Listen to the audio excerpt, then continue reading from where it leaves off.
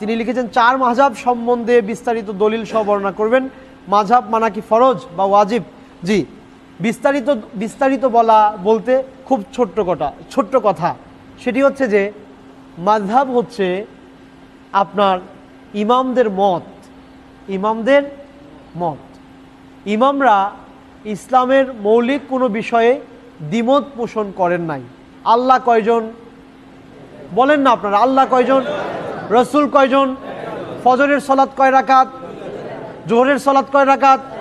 এক রাকাতে কয়টা সিজদা হবে? এক রাকাতে কয়টা রুকু হবে? কোন দিকে ফিরে সালাত আদায় করতে হবে? হজ কয়বার বছরে? সিয়াম বছরে কয়বার? সিয়াম কখন থেকে কখন পালন করতে হবে? সুবে সাদিক থেকে সূর্যাস্ত পর্যন্ত। এই ব্যাপারগুলো যে বললাম, এই ব্যাপারে কোনো ইমামের মধ্যে দ্বিমত আছে? এর জোরে বলেন, আছে? নাই। ইখতিলাফ হচ্ছে ছোট ছোট বিষয়ে। হাতটা কোথায় বাঁধবেন, বুকের উপরে না নাভির নিচে? আমিনটাকে আস্তে বলবেন নাকি জোরে বলবেন? এই ছোটোখাটো কিছু ব্যাপারে ইখতিলাফ হয়েছে, কারণ ওনাদের সময়ে হাদিসের ব্যাপকতা এত বেশি ছিল না। ওনারা যে হাদিস পেয়েছেন সেই হাদিসের আলোকে ফতোয়া দিয়েছেন, আর বলে গিয়েছেন আমার কথা যদি সহিহ হাদিসের বিপরীতে হয় তাহলে সেটাকে তোমরা দেয়ালে ছুঁড়ে মারবে। ইজা সহাল হাদিসু ফাহুয়া মাযহাবি, আমার কথার পরে যদি তুমি কোনো সহিহ হাদিস পাও তাহলে ওই সহিহ হাদিসটাই আমার পথ। তাহলে তো আমি তো দেখি 4 ইমাম একই মতের।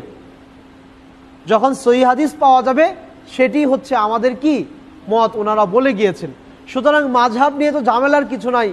4 জন ব্যক্তি 4টা মত পোষণ করেছেন। এখন আপনি দেখবেন 4 জন ব্যক্তির মধ্যে সহিহ হাদিসের সাথে মিলে কার মত, তাদেরটা গ্রহণ করবেন। আর যাদেরটা মিলবে না, ওনারা বলেছেন সহিহ হাদিসের কথাটাই আমার মত, তাহলে ওনার কথা যদি আপনি মানতে চান তাহলে সহিটাই তো আপনাকে মানতে হবে। আমাদের সমাজের লোকজনকে বোঝানো যায় না। কেন যে বোঝানো যায় না আমরা জানি না। এই জন্যে সঠিক কথা হলো হাদিস যখন পেয়ে যাবেন তখন ওইটি মানবেন, ওইটি ইমাম সাহেবদের বক্তব্য। আল্লাহ সুবহানাহু ওয়া তাআলা আমাদেরকে তৌফিক দান করুন, আমিন। এখানে আরেকটি ব্যাপার, যে ইমামরা আপনার ইজতিহাদ করেছেন, চেষ্টা করেছেন, ওনার কাছে দলিল যতটুকু ছিল এই দলিলের ভিত্তিতে উনি ফতোয়া দিয়েছেন, ওনার এই জন্য কিন্তু উনি সওয়াব পাবেন। এই জন্য উনি আল্লাহর কাছে একটি সওয়াব পাবেন, যদিও কাজটা ভুল। কিন্তু আপনি ভুলের উপর আমল করবেন না, আপনি ভুলের উপর আমল করতে পারেন না।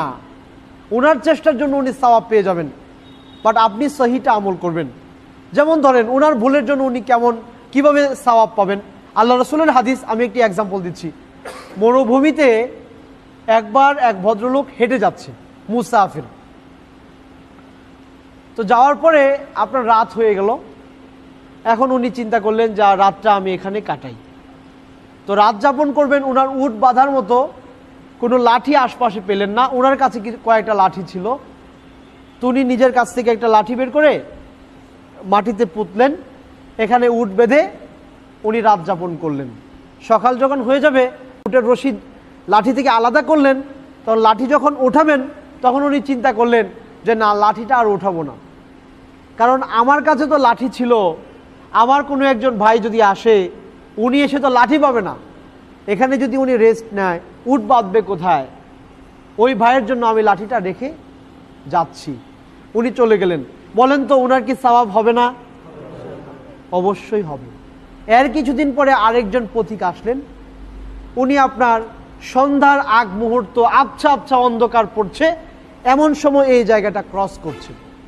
উনি দেখলেন যে একটা লাঠি এভাবে পুঁতে লাঠি দাঁড় করানো আছে।